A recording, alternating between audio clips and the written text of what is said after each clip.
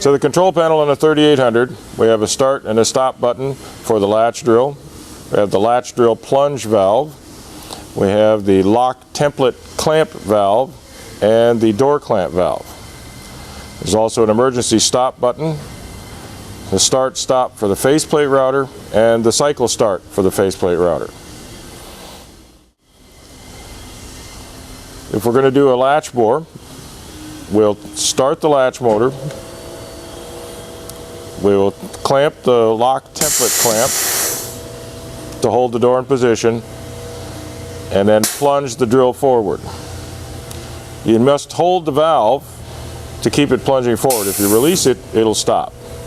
So you have to hold the valve to keep it plunging. When it's done doing the drilling, you can release it and push it toward retract. And we can unclamp the lock template to do that. The door clamp cylinders in the arms can be operated from here as well as from the ends of the arms.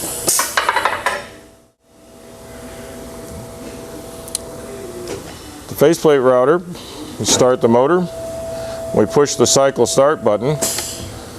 It will cycle. The light will flash while the cycle is going on. When the cycle is over, the button will stop flashing.